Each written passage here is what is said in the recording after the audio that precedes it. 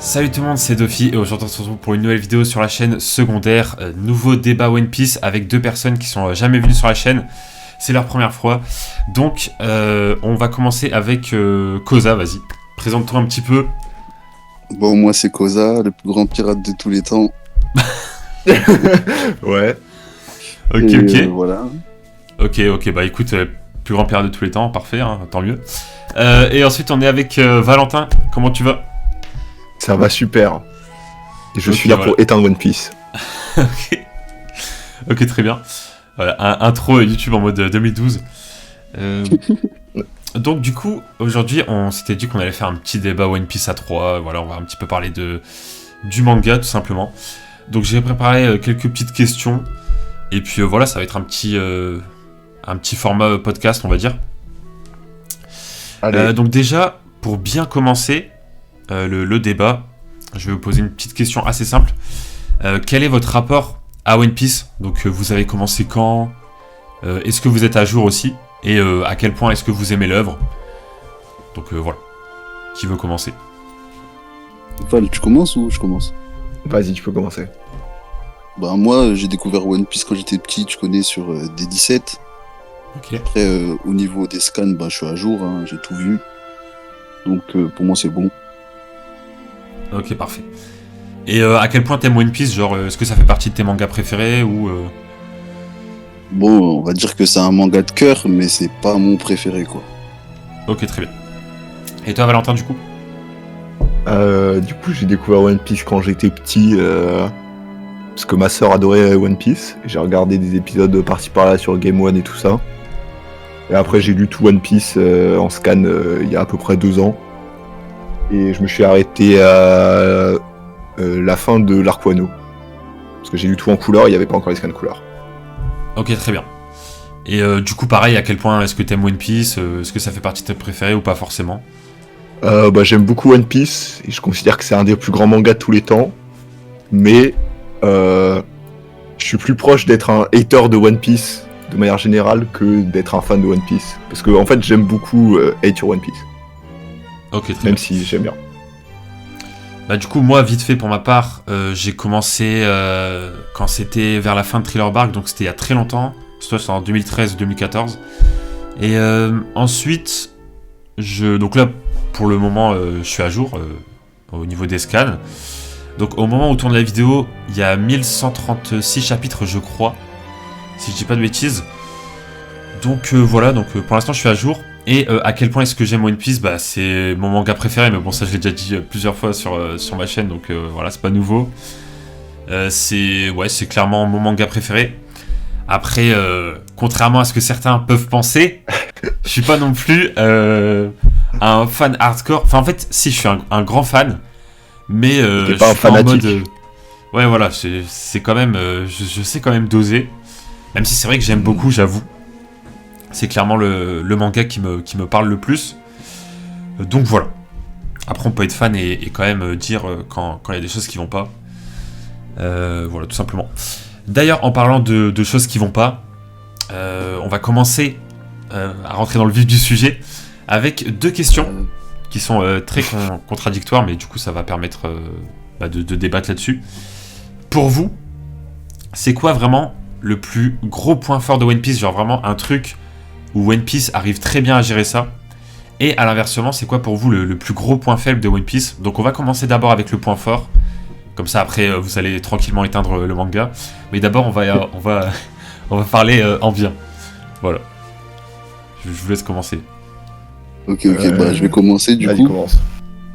Bah pour ma part, le plus grand point fort de One Piece, on va dire, c'est son côté émotionnel et l'histoire. C'est quelque chose que tu vois rarement dans d'autres mangas.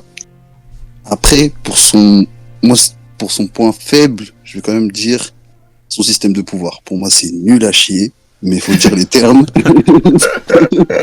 Je vais développer un peu plus tard dans le débat, mais Vas-y. ouais, pour moi, c'est ça son point faible, clairement, son système de pouvoir. De pouvoir, genre de fruits du démon ou... Enfin, Ouais, par rapport- tout, les fruits du démon, le haki, et puis même Ok. encore, si on peut compter aussi les arbres antiques, bah on va. Pour Ok. moi, c'est nul, quoi, c'est nul. Ok, très bien. Mmh. Peut-être du coup. Je dis vas-y. Est-ce qu'on parle du manga ou de l'animé? Parce que dans ce cas, le point faible, il change. Ouais, tu peux parler des deux s'il y a un truc que t'as envie de dire que sur l'animé, vas-y. Pour moi, le plus gros point fort de One Piece dans tous les cas, c'est le côté mythologique, en mode le lore, l'univers et tout. Ok, ouais. Genre, pour moi, le world building de Oda, c'est clairement son plus gros point fort et il fait assez peu d'incohérences. En tout cas, en lisant, tu remarques pas trop les incohérences. En tout cas, je sais pas s'il y en a pour les experts. Et c'est le côté... En fait, l'aventure de Luffy, c'est tellement un truc grandiose et détaillé et tout que limite t'as l'impression que c'est réaliste et genre t'es trop impliqué dans son aventure, tu vois. Du coup, pour moi, c'est ça le plus gros point fort. Ok, très bien. Et le plus Est-ce gros qu'on a le point droit de faible couper la parole? de quoi? Ou j'attends, genre... Est-ce que j'ai le droit de le contre-argumenter ou j'attends après? Ouais, si tu veux, mais peut-être d'abord il dit son plus gros point Vas-y, faible. vas-y. Ok, excusez-moi. Et pour moi, le point faible, si on parle de l'animé, c'est le rythme de l'animé. Ouais. Et potentiellement l'animation sur les 800 premiers épisodes qui sont horribles, mais bon, je vais pas accuser les studios et tout, c'est un animé fleuve. Et si on parle du manga, je dirais que en vrai c'est les dessins. Pour moi, je n'aime pas tout le côté visuel de One Piece. Ok, très bien. Vas-y, bah du coup, Koza, t'avais quelque chose à dire par rapport au point fort de Valentin.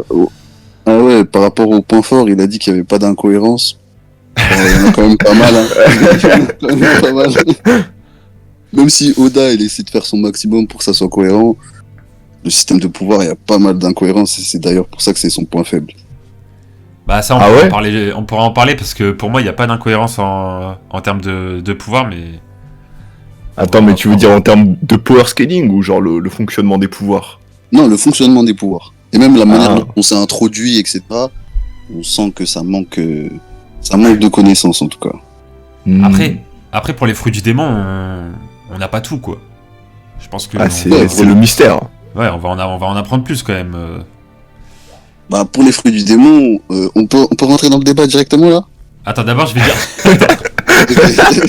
Attends, mais ouais, vas-y, après on va parler de ça. Non, en vrai, pour moi, vraiment le plus gros point fort de One Piece, que je trouve incroyable, c'est comment il va amener en fait les arcs. Genre, par exemple, je vais donner un exemple. Dès l'île des hommes poissons, on nous parle de Whole Cake. Dès Punk Hazard, on nous parle de Wano. Et en fait, les arcs, ils sortent pas de nulle part. Genre, déjà, même depuis Marineford, on nous parle de Wano. Du coup, c'est ça qui est bien, t'as l'impression que l'auteur avait vraiment prévu tous les arcs. Et du coup, tu te dis pas qu'il y a des arcs qui sortent de nulle part, comme il peut y avoir dans pas mal d'autres mangas, où t'as des antagonistes qui sortent vraiment de nulle part. Et après, une fois qu'il est battu, t'as un autre antagoniste et tout. Du coup, c'est assez linéaire. Alors que dans One Piece, justement, bah, je trouve pas. Tu vois, les 4 empereurs, on nous en parle depuis très très longtemps. Pareil pour le Gorosei, etc. On nous en parle depuis très très longtemps. Du coup, c'est vraiment ça que j'aime bien avec One Piece, c'est que les arcs, ils sortent pas de nulle part, quoi. Donc voilà, ça c'est le gros point fort pour moi. Après, le gros point faible, bah, comme tu l'as dit, c'est l'animé. Clairement, l'animé, il y a vraiment des gros problèmes en termes de rythme, surtout à la fin des arcs. Les combats durent trop longtemps. L'animation aussi, ouais, c'est vrai que c'est pas fou. Après, bon, voilà, c'est... À la limite, l'animation, c'est pas trop le truc qui me dérange le plus.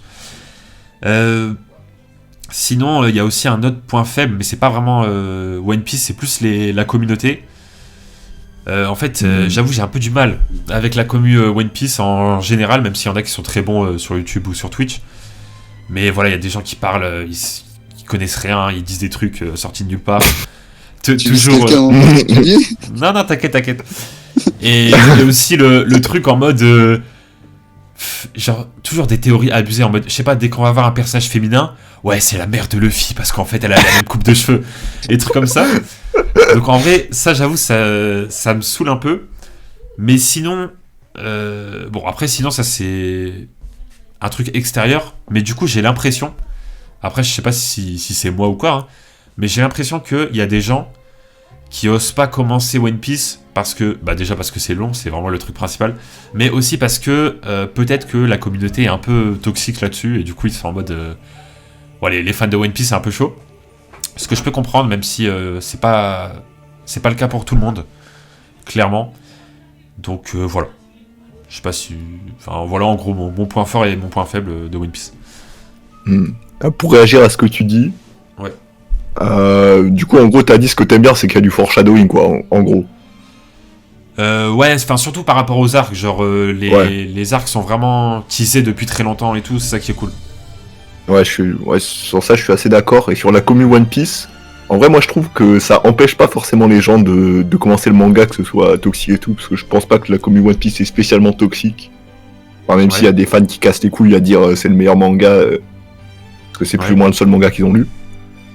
Mais en vrai, je pense que ça empêche pas les gens de lire, juste ça contribue au fait qu'il y ait des haters. Genre, moi, je pense clairement, s'il y avait pas autant une commu qui casse les couilles sur Twitter, je serais pas devenu un hater de One Piece à la base. Ouais. Du coup, je suis assez d'accord. Après, il faut préciser quand même que dans chaque communauté, il y a toujours des gens toxiques. Ça veut dire que même dans la communauté One Piece, c'est un peu normal qu'il y ait des gens toxiques. Ouais, mais t'as vu, ça dépend. Genre, la communauté Dragon Ball ou Naruto, c'est pas comme One Piece. Ouais, bien sûr, c'est vrai que, bon...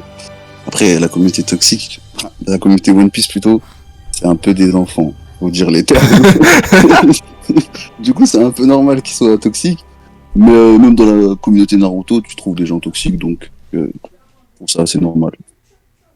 Ouais, après, faut quand même rappeler aussi qu'il y a des gens qui sont très fans de One Piece, qui font du contenu qui sont très bien.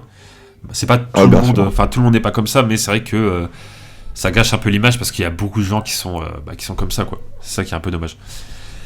Mais sinon, tu voulais dire un truc par rapport à le système de pouvoir. C'était ça? Le système de pouvoir. En vrai, ça, on peut débattre. Je commence à... Ouais, vas-y. On peut commencer à débattre dessus? Ouais, vas-y. Ok. La manière dont est amené, par exemple, le haki, c'est quand même, on voit que le haki, il est là présent dès le premier chapitre. Dès que tu lis le premier chapitre, en vrai, le haki, il est là. Mais le problème, c'est que c'est introduit bien trop tard dans le manga pour, entre guillemets, contrer le système de pouvoir qu'est les fruits du démon. Ok. Et je trouve ça vraiment dommage, parce que si Oda avait vraiment tout prévu, il l'aurait introduit aussi dès le début. Genre, pour toi, le haki devait être introduit quand?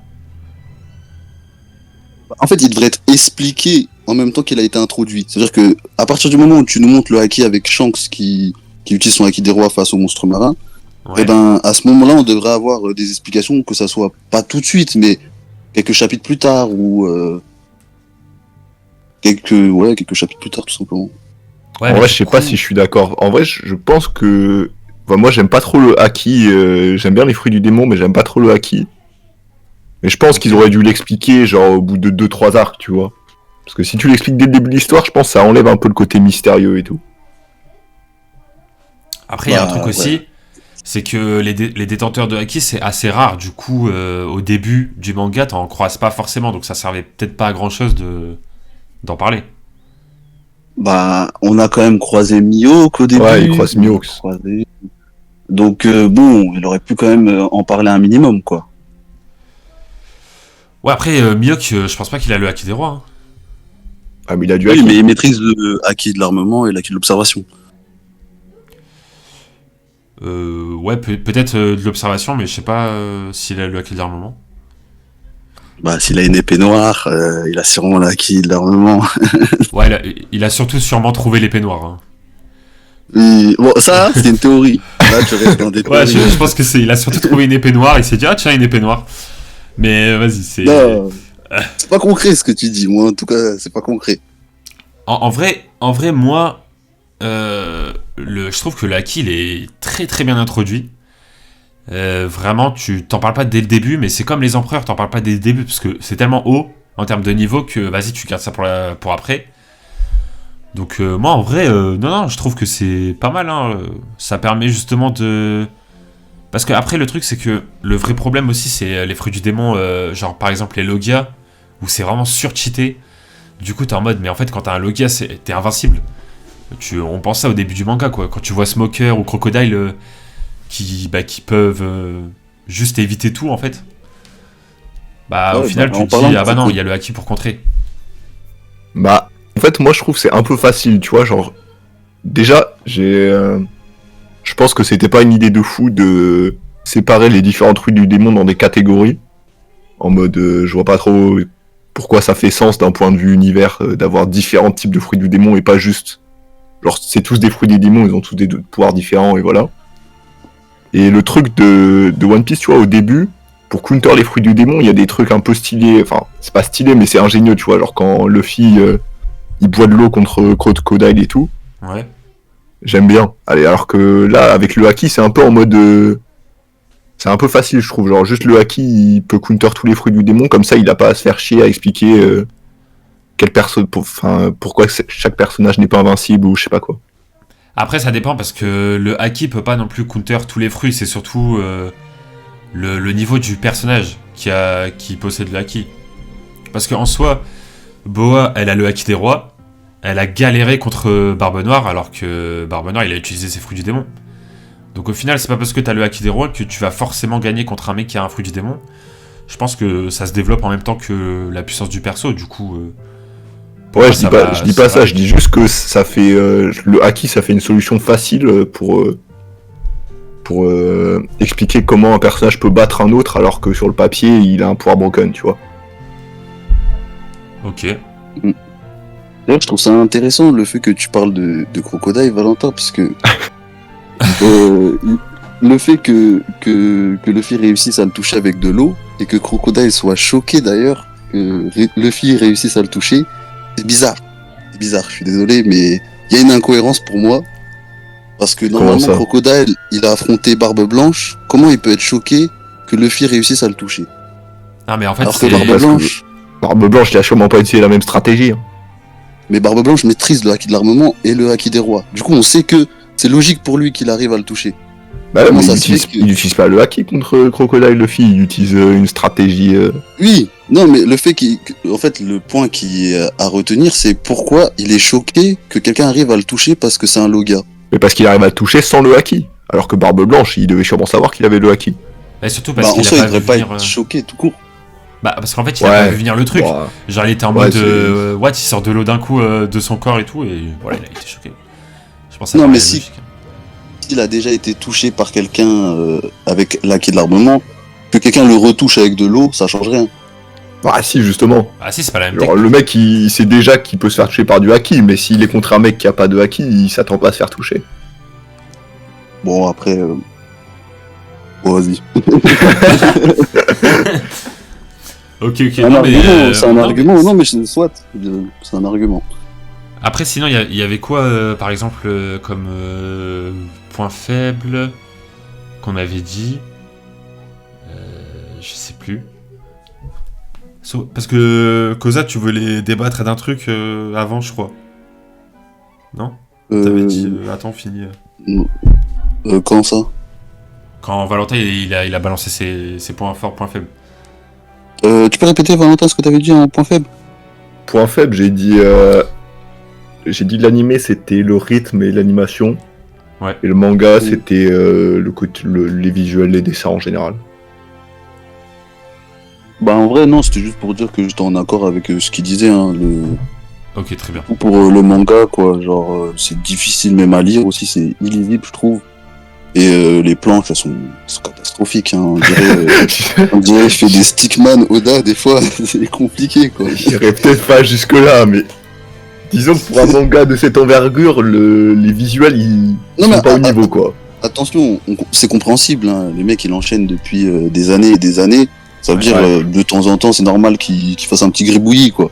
Mais bon, c'est vrai que ça fait un peu chier, quoi. Bah après... Moi, j'avoue, j'ai pas trop ce problème avec les dessins. Mais je peux comprendre. C'est vrai qu'il y a certaines doubles pages où t'arrives pas trop bien à visualiser les personnages, etc. Maintenant, je me dis, on est dans un monde où il y a des géants qui se battent avec des dragons et des trucs de je sais pas quoi, des îles farfelues et tout.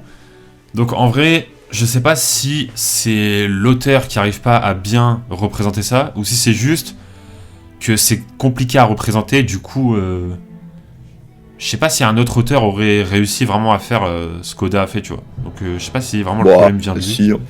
Pour moi, il y a des mecs qui sont bien meilleurs pour faire de l'action, même dans des trucs un peu durs à représenter, fantastiques et tout. Genre, tu regardes des planches de One Punch Man. Après, c'est un mec qui c'est limite le numéro 1 mondial dans les dessins d'action Yusuke Murata, mais il y a des mecs qui arrivent à faire mieux, quoi. Après, dans One Punch Man, ça illustre pas... Enfin, c'est pas les mêmes... C'est pas les mêmes planches... Enfin, comment dire...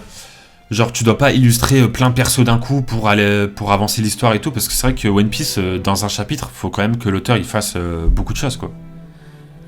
C'est vrai qu'avec One Piece, il doit souvent mettre plein de persos dans une même planche. Mais après, c'est aussi lui qui fait ce choix, hein. Personne l'oblige, c'est juste que c'est cette manière-là qu'il a choisi pour faire avancer l'histoire. Qu'au bout d'un moment... Après, il a pas trop le choix, s'il fait pas ça, l'histoire, elle... Enfin, c'est impossible. Après, il peut trouver d'autres moyens. Ouais, mais quand c'est des arcs où t'as des équipages qui se battent contre d'autres équipages et tout, que chacun doit avoir son 1v1, qu'en plus il y a d'autres persos qui arrivent, machin, enfin... Je sais pas, franchement, je me dis, c'est quand même compliqué de... Je dis pas que c'est facile. Je dis juste que c'est pas une réussite, quoi, sur cet aspect. Ok, très bien. Non, mais après, ça peut se comprendre. Moi, j'avoue, j'ai pas trop ce problème-là, sauf... Peut-être il y avait une période à Egghead où là, vraiment, il était en galère de dessin et tout. Mais sinon, ça va encore, quoi. Sinon, moi, j'avais aussi un autre petit truc assez sympa. C'est de balancer chacun un unpopular opinion. Donc moi, j'en avais un. Et je me dis, enfin, voilà, je sais pas ce que vous en pensez. Mais moi, personnellement, et c'est clairement un unpopular opinion, hein, vraiment, tout le monde pense l'inverse. Enfin, pas tout le monde, mais quasiment tout le monde. Je trouve que l'introduction de Big Mom est beaucoup mieux que celle de Kaido. Désolé. Désolé. Genre... Attends, il faut que je revoie le moment. Je m'explique. Vas-y, explique-toi. L'introduction de Kaido, il est sur une île céleste. Là, il y a un narrateur qui commence à bien le maxer en mode...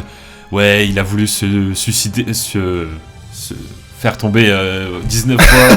Tu peux pas dire ça sur YouTube. Guillotine 27 fois, machin. Enfin, genre, en mode, il a résisté à tout. Il a essayé de mettre fin à sa vie plusieurs fois, etc. Il arrive pas, machin.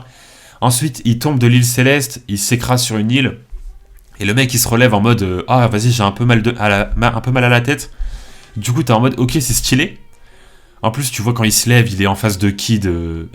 Quasiment tous les supernovas, et ils ont tous peur et tout. Du coup, tu te dis, ok, le personnage est badass, c'est stylé, il a l'air d'être puissant. Mais l'introduction de Big Mom, je l'ai vraiment préférée. Pourquoi ? Parce que elle est sur son île avec tous les trucs qui sont vivants et tout, et elle commence à faire une chanson Disney et machin. Et du coup, c'est vraiment, tu vois vraiment le truc très coloré, très Disney en fait. Et tu vois que le personnage a l'air joyeuse, enfin voilà, elle a l'air vraiment chill, quoi, alors que bon, au final pas trop, mais du coup je trouve ça beaucoup plus stylé, dans le sens où tu te dis, ok, c'est un personnage qui se prend pas la tête, qui danse et tout, machin, qui chante, alors qu'elle est empereur en fait, et je trouve que ça renforce encore plus le côté dangereux du perso. Je sais pas si vous voyez ce que je veux dire. Moi je suis assez d'accord. Dauphin, moi j'avais une question, en fait, Ouais. L'introduction de Big Mom, c'est peut-être à l'île des hommes poissons. Ouais, mais quand je dis introduction, c'est genre pas la première fois qu'on le voit, mais genre en mode quand vraiment on l'introduit, tu sais, physiquement complet, tu vois. Parce qu'avant on la voyait juste dans l'ombre. Ok. Du coup, moi, c'est moi, je peux comprendre. C'est comme par exemple Queen et King. J'avoue que quand je vois Queen qui fait un concert et tout, qui se prend pas la tête, machin, je trouve ça plus impressionnant que King, qui est vraiment très sérieux, très carré, parce que je trouve ça stylé de voir des personnages assez décalés alors qu'ils sont ultra forts, quoi. Et c'est ça que j'aime trop avec Big Mom, c'est que c'est genre une grand-mère avec les cheveux roses qui est en train de manger un gâteau, Et elle pleure parce que elle a pas ses friandises et tout. Alors qu'elle est invincible et tout. Enfin, je trouve ça beaucoup plus stylé que Kaido en fait. Donc voilà, moi c'était ce unpopular opinion que j'avais. Je sais pas si vous êtes d'accord avec ça par rapport à l'intro ou pas. Bon. Moi, je suis pas trop d'accord quand même. Après, c'est les goûts et les couleurs, hein. Ouais. Mais on a quand même la présentation de Kaido, c'est un personnage badass. Même t'as l'impression qu'il est névrosé, le fait qu'il dise qu'il a envie de se... je sais pas si on a le droit de le dire sur YouTube. S-Word. Le fait qu'il a envie de se S-Word, franchement, on se dit waouh. Pourquoi il a envie? Pour quelle raison? En fait, il y a plein de questions en fait qu'on se pose, mais qu'on n'a pas de réponse. Big Mom, Oda, il utilise cette touche humoristique qu'on a l'habitude de voir. Ouais.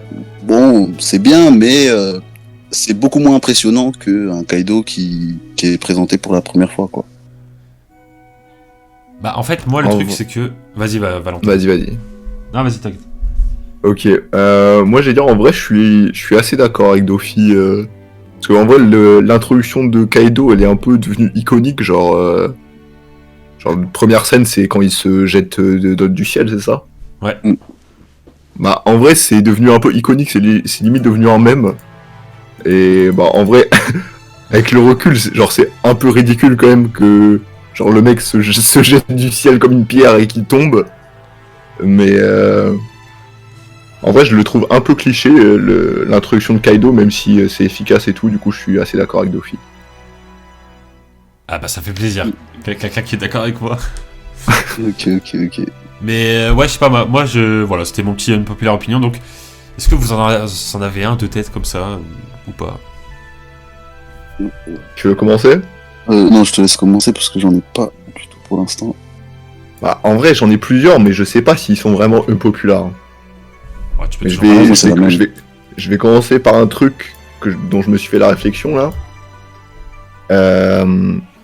Je trouve que Luffy est un personnage beaucoup plus intéressant au début de l'œuvre que genre après l'ellipse. Ouh là là, je suis tellement pas d'accord. Après, peut-être je me souviens pas de tout, mais je trouve que en fait dans le début de l'œuvre, il a ce côté un peu tu vois, plus égoïste et limite un peu psychopathe, un peu comme Gon dans Hunter x Hunter, tu vois. Ouais. Où genre c'est pas vraiment un mec full positif, cliché du shonen. Ok.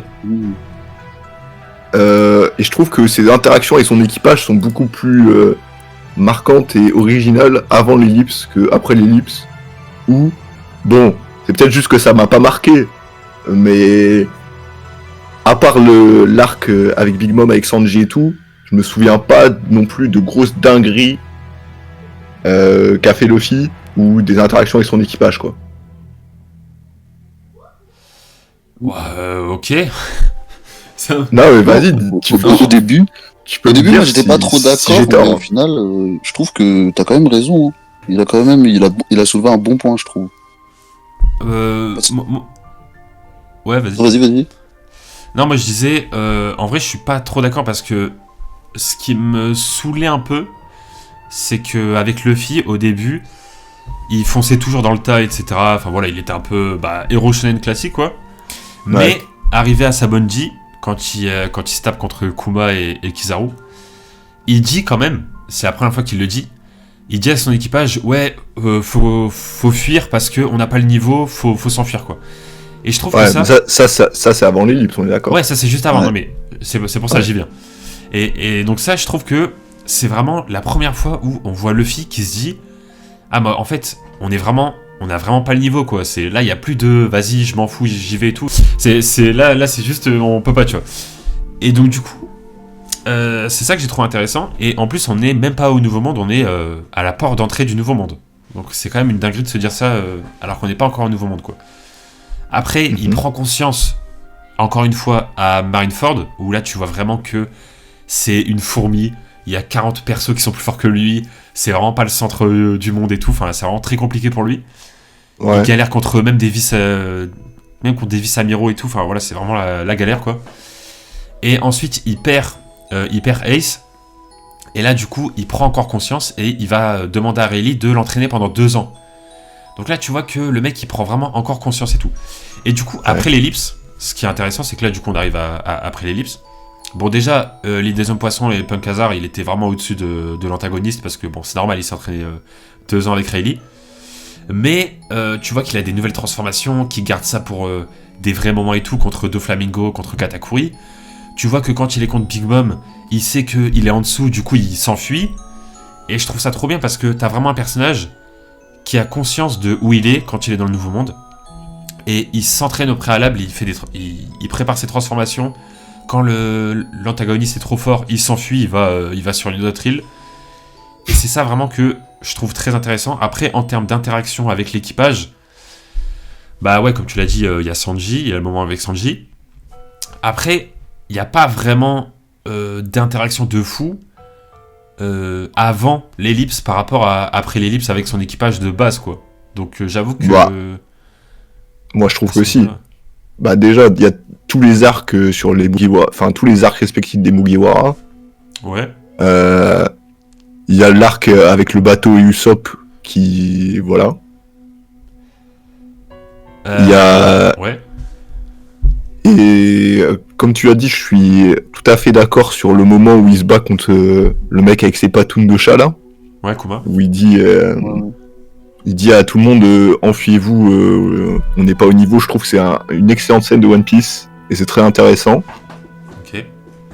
Mais bah voilà, ça fait déjà beaucoup plus d'interactions qu'après l'ellipse. Après, le truc, c'est que vu qu'il a recruté forcément avant l'ellipse, bah il y a des interactions quand il demande au perso de les rejoindre. Mais le truc, c'est que justement, après l'ellipse, en fait, il n'y a pas ce problème de bateau avec Usopp, il n'y a pas ce problème de capture avec Nico Robin et tout, parce qu'ils ont évolué, et du coup, je trouve ça plus intéressant d'avoir l'équipage qui sont tous ensemble, que ça y est, tu sais qu'il n'y a plus de problème et tout, genre ils jouent à la courte paille pour aller à Punk Hazard, sur Whole Cake, enfin sur Zo, ils se disent vas-y, on se sépare, on va à Whole Cake, et les autres ils vont à Wano et tout. Genre, je trouve qu'ils sont beaucoup plus soudés, qu'ils font des groupes eux-mêmes, qu'ils se préparent eux-mêmes, etc. Donc, en vrai, moi, je trouve que... Justement, il y a ce truc-là ils ont du vécu. Du coup, maintenant, ils savent tous à quoi s'attendre, quoi. Tu vois ce que je veux dire ? Ouais. En fait, ouais, je suis d'accord que c'est logique que maintenant qu'ils sont dans le Nouveau Monde et que l'équipage il est formé et tout, c'est normal qu'ils se focus sur les trucs extérieurs, comme t'as dit. Ouais. Mais c'est pas parce que c'est logique que c'est bien, tu vois. Moi, je trouve que c'était plus intéressant les interactions entre les membres de l'équipage et le développement vraiment des personnages, qui d'ailleurs, enfin, je sais pas si t'es d'accord, mais le développement des Mugiwara et le focus sur certains Mugiwara est bien moindre après l'ellipse. Ouais, et du coup, je disais que je trouvais ça moins intéressant la manière dont, enfin, le focus de Oda sur les trucs extérieurs par rapport à avant où c'était plus les Mugiwara, quoi. Après, c'est normal. Après, l'œuvre, elle évolue, tu vois. Ouais. On ne pas trop se focus sur les Mugiwara. On a déjà fait quand même, peut-être 500 chapitres sur eux. On va pas rester focus sur eux. L'histoire, elle évolue. Faut parler des armes antiques. Il y a tellement de sujets que Oda doit aborder, donc on peut pas rester que sur ça. Ouais, je suis d'accord que c'est normal et c'est logique, mais juste je trouve que c'est moins bien qu'avant, quoi. Il a pas réussi à maintenir le même niveau d'émotion et d'intensité qu'à l'époque où c'était plus centré sur les Mugiwara. Après, le truc, c'est que c'est très rare d'avoir un arc après l'ellipse où ils sont tous ensemble aussi, donc c'est peut-être ça qui peut jouer. Après, t'as quand même le truc avec Sanji, quoi. Ouais, au final, il y a l'arc avec Sanji quand même. Ouais, l'arc avec Sanji, c'est très bien et c'est un contre-exemple de ce que j'ai dit. Mais ouais, en vrai, je peux comprendre. Après, moi, ça me dérange pas parce que si on avait eu encore du développement sur chaque Mugiwara après l'ellipse, des disputes, machin, je suis en mode, bah, au bout d'un moment, faut... Ouais. Tu vois, ça y est, faut rester... Ah, je suis d'accord. Mais ouais, ok, non, ça se comprend. Vas-y, à toi, Cosette, balance ta petite populaire. Bon, là, j'ai réfléchi et je me suis rendu compte d'un truc. Vas-y, balance. L'arc Skypiea est peut-être l'arc le plus sous-coté de One Piece. Ok. Je vais m'exprimer. Déjà, on va parler de l'antagoniste quand même qui est Ener. C'est vraiment tu ressens la tension juste quand il apparaît. Déjà, je vais soulever un point. dans les 3 quarts des arcs où il y a un antagoniste, on a un peu la sensation que, vas-y, Zoro, il peut quand même faire quelque chose face à l'antagoniste. Sauf que là, quand Ener il apparaît, aucun Mugiwara ne peut se permettre ils peuvent même pas discuter avec lui ou même tenter quelque chose, parce que Ener il va le détruire directement. Donc, on ressent vraiment la puissance d'un antagoniste. Après, en termes d'émotion, le moment avec Chopper, c'est légendaire. Où Zoro il remplace Chopper face au prélat, c'est incroyable. Et puis aussi, il y a quand même quelque chose d'incroyable, c'est que les Mugiwara, ils sont pas là pour sauver un peuple. Ils en ont rien à faire. Ils viennent juste pour piller, et ils ont un côté un peu vraiment pirate dans cet arc. Il n'y a pas de gentils, de méchants. Ils sont juste là pour voler comme des pirates, tout simplement. Et c'est à peu près tout, je pense. Bah, en vrai, ouais, après, il y a aussi, moi, ce que j'ai beaucoup aimé dans Skypiea, c'était la scène aussi avec Sanji où il se fait ouais, ça aussi, ouais. électriser par Ener, il était en mode, bah, ça tombe bien, je voulais allumer ma cigarette, quoi. C'était stylé.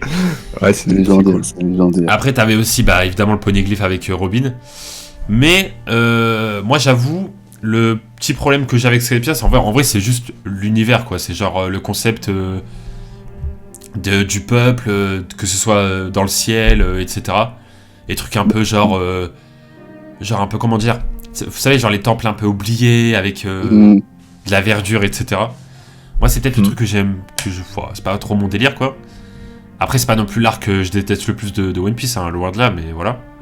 Et le truc aussi, c'est que Ener, en vrai, ok, c'est un bon antagoniste, mais la façon dont il se fait battre, quoi, c'est en fait, ça, t'es en mode, bah en fait, il est pas si fort que ça, quoi. Au final, il aurait pu se faire battre dès le début. Et aussi, le truc, c'est qu'on le revoit plus du tout après. À part avec son histoire sur la Lune. Mais bon, je suis sûr, il y a des gens, ils savent même pas qu'il est en train de faire un truc sur la Lune, tellement que c'est carrément ça à Il faut lire les scans. Donc, c'est dans les scans aussi. Donc, ouais. Bon, après, le fait que Oda ait quand même créé cette île dans les airs, je trouve ça incroyable. Franchement, c'est une sacrée imagination. Ouais, t'allais dire ? Je sais pas toi ce que Valentin, ce que t'en penses de Skypiea, c'est sous-côté. Bah, en fait, moi, Skypiea, je crois, ça m'a fait arrêter One Piece 2 fois. Ça veut pas dire que j'aime pas l'arc, mais c'est juste quand je lisais les scans, je m'étais arrêté 2 fois, je pense, c'était... je sais pas si vous voyez le moment où... Genre, ils font un feu de camp dans la forêt avec des mecs qu'ils ont rencontrés et tout. Ouais. Okay. Et genre, je sais pas pourquoi, mais je crois le rythme, pendant une vingtaine de chapitres, il était horrible, du coup j'avais arrêté à ce moment-là. Ok. Mais, je suis d'accord que Ener, très bon protagoniste. Moi, j'aime beaucoup le concept d'une île perdue dans le ciel qu'on atteint avec un geyser et tout, je trouve que c'est une idée de fou. Et du coup, en vrai, je suis d'accord que c'est sous-côté dans le sens où il y a plein de gens qui détestent Skypiea, j'ai l'impression, dans la communauté One Piece, de ce que j'ai entendu. Alors que, en vrai, c'est pas... Pour moi, c'est clairement pas un des pires arcs, c'est un arc qui a des gros défauts et des grosses qualités. Ok. Ouais. Après, par rapport à Zoro qui peut faire un truc contre l'antagoniste, ça, je sais pas s'il y a beaucoup d'arcs où il peut faire quelque chose, en vrai, donc... Bah, donne-moi des exemples, vas-y. Bah... non, pas Egghead. Bah si, Egghead avec les doyens. Onigashima, Wano, Wallcake. Oh, Wano ? Non, tu peux pas dire ça. Wano, ils ont vite fait avec le mec. Zoro, il peut rien faire contre Kaido. Ashura face à Kaido. Il utilise Ashura face à Kaido. Je suis désolé, Kaido, il a vu des flashbacks avec Oden, carrément. parce que il avait la même façon de combattre de Oden. Du coup... Non, mais à partir du moment où Zoro, il peut, entre guillemets, transpercer Kaido, ça veut dire qu'il a ses chances. Alors que Ener, il peut même pas le toucher. Il a même pas une seule chance même de le battre. Kaido, il a quand même un petit pourcentage. Et Jinbei, quand il envoie valser Big Mom, il a une chance du coup. Non mais là j'ai dit Zoro. J'ai pas dit Jinbei. Jinbei, ça n'a rien à voir. Bah du coup c'est pareil, c'est pas parce que tu fais un gros dégât à un adversaire que t'as tes chances, quoi. C'est comme l'eau par exemple qui transperce Barbe Noire. Bah en soi si, quand même. Parce que la différence avec Ener, c'est que tu ne peux même pas te permettre. Ener, il voit dans l'avenir. Donc ça veut dire qu'à partir de ce moment-là, tu peux même pas essayer quelque chose qu'il a déjà prévu. Alors que, surtout qu'à cette époque-là, les Mugiwara, ils avaient pas le niveau qu'ils ont actuellement. Ouais. Et le fait que, par exemple, je sais pas, regarde, quand tu vois, comme t'as dit, Jinbei qui défonce à peu près Big Mom, entre guillemets, ben, ça montre qu'il a quand même un petit pourcentage de réussite. Alors qu'à Skypiea, y a aucun moment. Ils se font tous électrocuter, ils disparaissent pendant 4 heures, après ils se réveillent. C'est tout le temps le même scénario. Après, c'est comme Agnès Lobby en soi. Zoro, pour moi, il avait aucune chance contre Lucci. Hein. Ah non, je peux pas dire ça. Bah, En fait, si. Dans mes souvenirs, il peut même pas le toucher, Zoro NR. Zoro, il peut pas toucher Ener. À partir de ce moment-là, c'est l'écart de puissance, il est stratosphérique. Ouais, du coup, c'est pas exactement pareil que genre contre Kaido, où bon, s'il se tape en 1 contre 1, évidemment, il va se faire arracher en 20 secondes. Et au moins, vas-y, t'as vu, il peut l'attaquer au moins. Il peut essayer de faire quelque chose.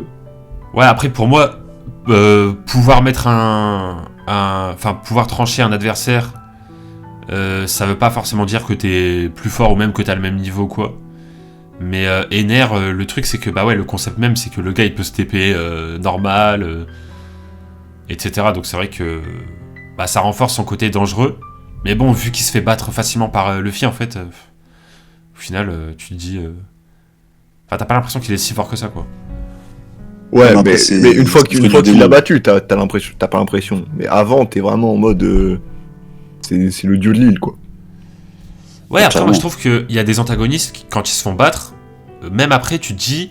Bah, l'antagoniste, il était quand même très fort, hein, tu vois. Genre, il reste quand même très fort, tu vois. Bah, Ener reste quand Ouais. même très fort. C'est juste le fait que Luffy est le fruit du Gom-Gom qui fait qu'il a réussi à gagner. Sinon, il aurait jamais pu gagner contre Ener. Hein. Ouais, c'est vrai qu'il y a ça aussi. Mais après, c'est comme Crocodile, hein. S'il avait pas utilisé sa technique avec l'eau, il aurait jamais pu gagner. Ouais, mais Non, ça, là, c'est des... pas pareil. Là, c'est un counter, Luffy. Luffy, il counter son fruit du démon. C'est-à-dire Bah, qu'entre c'est guillemets, comme, il y a c'est que comme Ener. Luffy qui peut counter Ener. Bah, c'est comme Crocodile.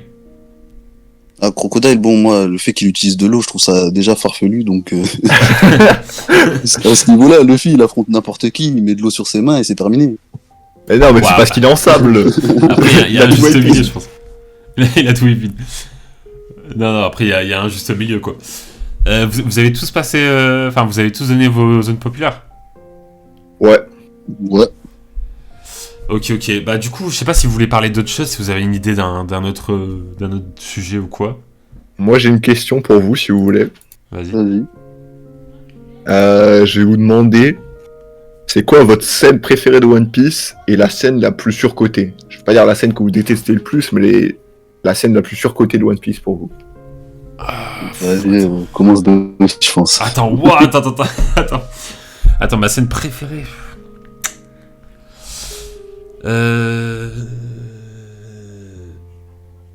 Ah, c'est trop dur comme question. Si tu veux, je peux commencer. Si tu veux, je Vas-y, commence. Vas-y. En vrai, moi, pour ma scène préférée, c'est la scène où Sanji, il apprend que sa meuf, comment elle s'appelle déjà? Pudding. Pudding. Pudding, en réalité, elle l'a trompé. Et ça, pour Ok. moi, cette scène, elle est, en termes d'émotion, l'OST, elle est incroyable. C'est incroyable. La scène, elle est légendaire. Attends, mais je crois que t'es le seul mec au monde à avoir cette scène-là comme scène préférée. Non, en vrai, elle, Ah est- oui, elle est bah, exceptionnelle, la scène. Non. Ah, Moi, mais je elle est trouve bien, la scène mais... exceptionnelle. En Ouais, vrai, peut-être, t'as d'autres avis, hein. En vrai, moi j'en ai peut-être une. C'est la première qui m'est venue à l'esprit, donc c'est que ça doit être celle-là sûrement. Mais en vrai, il y a trop de scènes que j'adore, mais je dirais ma scène préférée, je pense. Même si ça peut changer ou quoi, mais pour moi, ce serait Oden qui porte les fourreaux rouges dans la marmite. Je pense que ce serait celle-là. Donc, Ah tu m'as ouais. critiqué pour Sanji. Et tu Ouais. Bah non, mais Ah non, mec, moi, arrête. je trouve qu'elle est éteinte, cette scène. Avec tout le Cette respect. scène, elle est éteinte. Mais c'est possible. Non, c'est trop grave. Ouais. Non, mais Dans parce que... l'animé ou dans le manga? Bah, je sais pas, les Je deux, l'ai genre, pas vu, j'avais pas bien vu aimé dans ce moment. l'animé, donc peut-être elle est exceptionnelle, mais... Non, je pense Mais qu'on en a, fait- on a vu la même scène. Non, mais en fait, le principe de dire... genre de dire à Kaido, vas-y, on reste dans la marmite, enfin, on va dans la marmite, mais si jamais il y en a qui survivent, bah ils peuvent sortir et tu vois avoir la paix quoi. Et du coup ils vont tous dans la marmite et t'as Oden, il prend la planche là, le couvercle et genre il les met tous au-dessus. Et je trouve ça incroyable, genre en mode il se sacrifie pour que tout le reste survive quoi. Je suis en train de voir la scène sur YouTube en ce moment pendant que tu parles là. Bah voilà, après c'est ça qui m'est venu. Sinon il y en a une autre, c'est avec Jinbei qui donne son sang à Luffy. Ça aussi c'était exceptionnel. De toutes les scènes de One Piece, c'est Jinbei qui donne son sang. Ah bah, le plus marqué. j'allais dire du coup, moi dans les scènes que je trouve la plus surcotée, bah c'est la scène avec Jinbei, parce que pour moi je vais être honnête, je me souviens même plus ce qui a mené à cette scène, c'est-à-dire à quel point ça m'a pas marqué. Oh Dieu. Mais la scène qui m'a le plus marqué, enfin ma scène préférée de One Piece, bah c'est cliché, mais je pense que c'est la scène avec Nico Robin à Enies Lobby. Et dans les scènes récentes, parce que je parle souvent du début de One Piece, mais dans les scènes récentes, quand même, le moment où Luffy marche contre Kaido et Big Mom, il faut quand même avouer que dans le manga, dans l'anime, c'était hyper stylé. Ouais. Du coup, voilà. Quel moment t'as dit?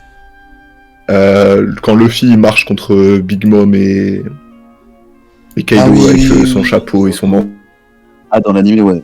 Par contre, je suis désolé, mais pour revenir sur la scène de Luffy et Jinbei, elle est vraiment pas du tout éteinte, elle est incroyable. Parce que... non mais, parce que... Vas-y. En fait, le truc quand même, c'est un homme poisson qui donne son sang à un humain, alors que pendant je sais pas combien d'années, les humains ils voulaient pas donner leur sang aux hommes poissons. Et t'as quand même Jinbei qui a la sagesse de se dire, c'est pas parce que les humains ont pas voulu que nous du coup on doit pas vouloir, alors qu'au final eux ils sont sympas et que tous les humains sont différents. Du coup, je trouve que c'est incroyable du point de vue du personnage de Jinbei de pouvoir donner son sang en mode il pense pas au passé et en fait il voit le Luffy en lui-même quoi, en tant que tel. Et aussi avec le texte qui est marqué sur la page quand ils disent que les hommes poissons que maintenant que les humains et les hommes poissons peuvent avancer ensemble et tout, ils pourront aller vers le soleil, en référence aux pirates du soleil et en référence au fait que la reine Otohime voulait toujours aller au-dessus de l'océan quoi. Et du coup je trouve que c'est vraiment incroyable en termes de signification. En fait, ce qui est bien dans cette scène, c'est la symbolique, mais émotionnellement, on n'est vraiment pas touché, quoi. Ah, moi, si, c'est quand tout même. ça le problème. Bah, moi, quand même, j'étais en mode. Franchement, c'est stylé, quoi. Tu vois. Ouais, mais. Oh, quand même. Ah, quand même. Après, moi, je suis pas très objectif parce que moi, toute la storyline des hommes poissons et des humains, je la trouve pas exceptionnelle, tu vois. Alors, pour moi, c'est un peu cliché dans ce genre d'histoire en mode.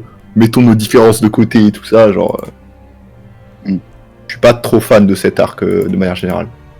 Ouais, mais là, c'est une différence vraiment extrême, genre c'est de l'esclavage, du racisme, etc. quoi, c'est vraiment... Ouais, mais des histoires comme ça, il y en a plein, tu vois. Ouais. Après, tout existe plein de fois aussi.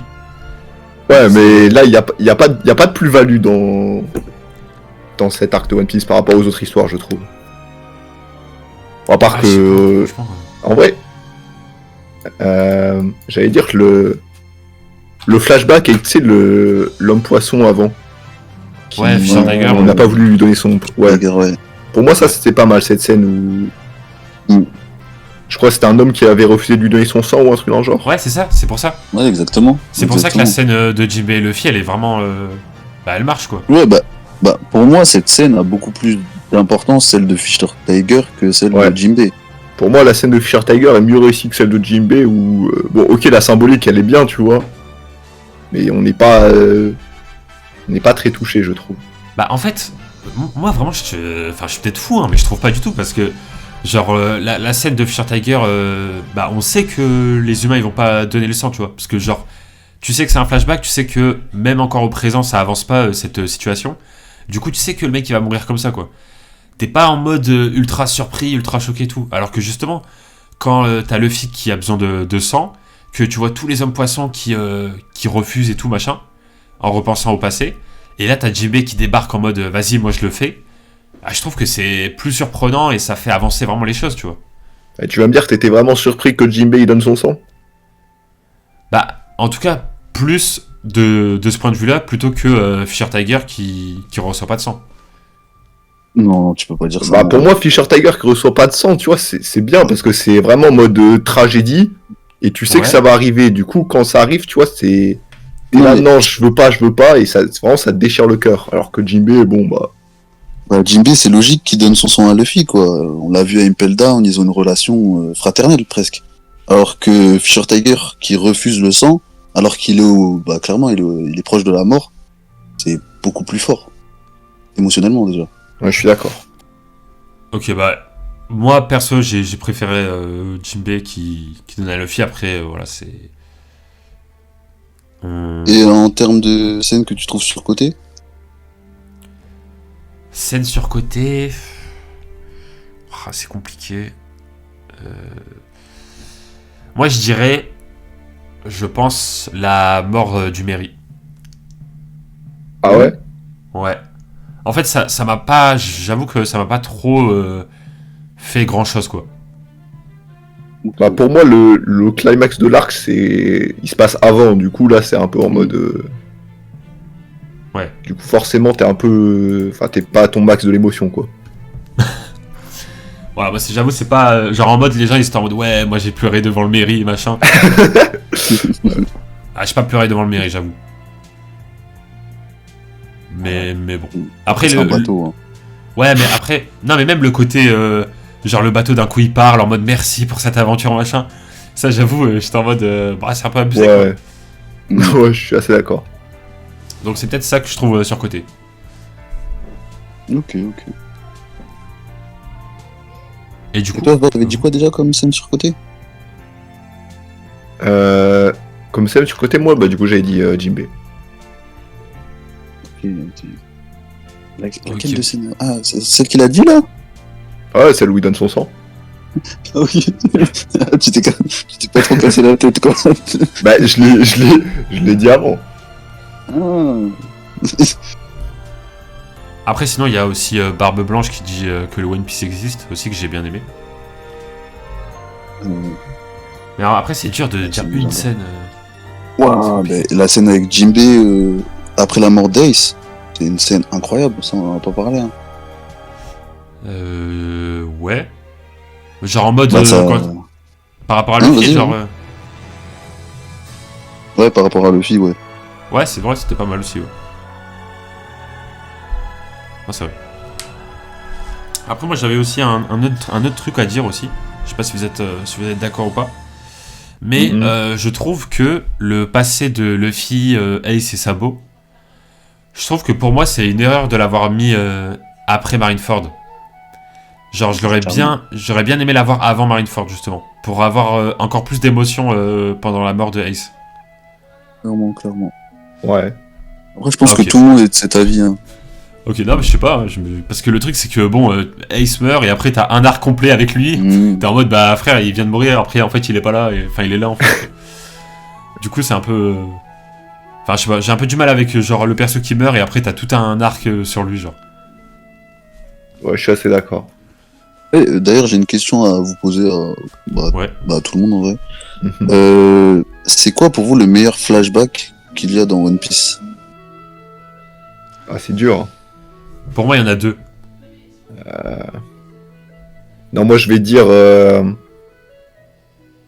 Putain, c'est le flashback de l'eau avec le mec qui fait des bulles, qui empêche le son, là. Vous voyez? Ouais, Corazon. Corazon. Ok.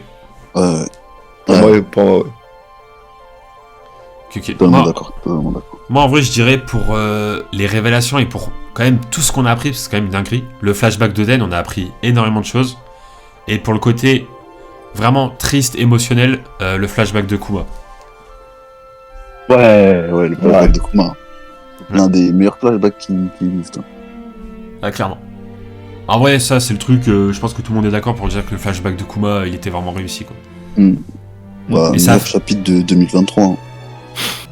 Mais en vrai, ça a fait du bien parce que tu te dis, franchement, Oda, après plus de 1000 chapitres, il arrive encore à faire des des gros flashbacks vraiment, tu vois, vraiment bien réussis, quoi.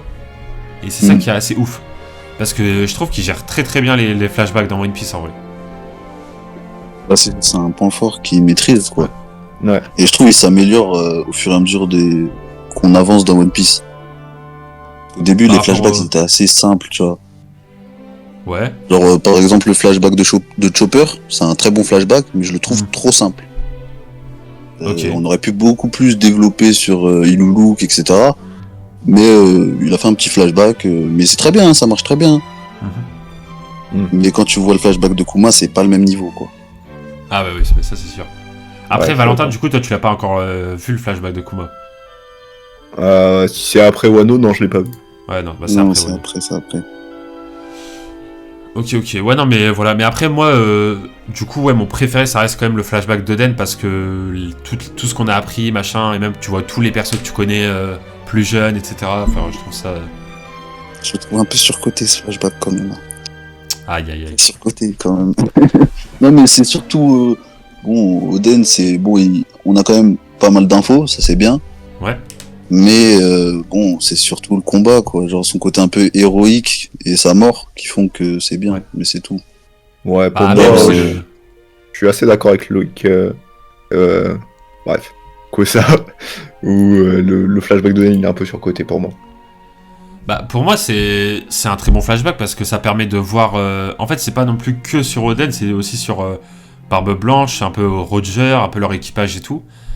Ça permet de voir plein de personnages et aussi même de voir comment la piraterie était avant, quoi. Tu voyais vraiment que c'était les deux équipages qui étaient très forts, tu vois. Et puis ça a même permis de voir comment ça s'est passé à Wano, quand Kaido et Orochi ils ont pris le pays et tout. Donc moi franchement je trouvais que c'était très très intéressant. Et on a pu voir aussi tout le voyage de Roger quand il est passé sur Skypiea, l'île des hommes poissons. Du coup tu revois plein de personnages plus jeunes et tout. Je trouve que c'est... Enfin, je sais pas, pour moi il est vraiment bien réussi. Hein. Ouais, il est bien réussi. Mais si on compare avec les autres flashbacks, il est pas vraiment supérieur, quoi. Bah, c'est surtout qu'il est très long et les gens ont fait beaucoup de bruit autour de ça alors que c'est pas le meilleur pour moi. Ah, clairement. Après ça nous a quand même permis de voir Roger contre Barbe Blanche. C'est quand même deux persos légendaires qu'on n'avait jamais vraiment vu sérieusement avant ça, quoi. Ouais, bon, on l'a vu. On Donc, l'a pas vu fait trop un vite fait, combat, hein. vite fait. Hein. Ouais, mais justement, ça montre montage. que ils ont essayé de se mettre un coup. Il y avait tellement de haki qu'ils ont même pas réussi à se toucher. Enfin, je sais pas, je trouvais ça intéressant, quoi. Ouais, c'est intéressant, ça donne des informations. C'est bien. Ok, bon. T'as pas eu le temps, ouais. Non, franchement, j'ai trouvé vraiment très très bon comme flashback, mais voilà. Bah écoutez, moi j'ai plus de trucs. Je sais pas si vous avez envie de dire des choses ou quoi. Bah, pour l'instant, non, c'est bon, je pense. Oh, c'est bon pour vous? Ouais. Ouais. Bon voilà, c'était un petit débat sympathique. En tout cas, voilà, bah j'espère que vous avez aimé la vidéo. Et puis, je sais pas si je mets des trucs en description ou quoi. Pour vous, je sais pas. Pour nous, non, c'est pas pour l'instant. Non, pas pour l'instant. C'est bon, pas Ok. pour l'instant, si. C'est très bien. Il y a bientôt Koza va faire une chaîne rapport de puissance One Piece et tout. Chaîne théorie One Piece. Non, rapport de puissance, moi. Moi, je parle Rapport de Pour voir puissance, ce qu'il est en One Piece. ça va parler de Mihawk niveau empereur et tout là. Ça va être pas mal. Ah, abuse. Avec Non, Mihawk niveau Barbe empereur. Noire, c'est Barbe Noire que je vais parler. Là, actuellement, c'est Barbe Noire le plus fort, les gars. Vous le verrez plus tard dans les scans, mais en tout cas, Ouais, Barbe d'accord. Noire est le personnage le plus fort de One Piece. Ouais, ok. Petit teasing, je fais un petit teasing. Ouais, ça marche. Mhm. Bref, en tout cas, voilà, bah, on vous dit à très bientôt pour de prochaines vidéos. Ciao tout le monde.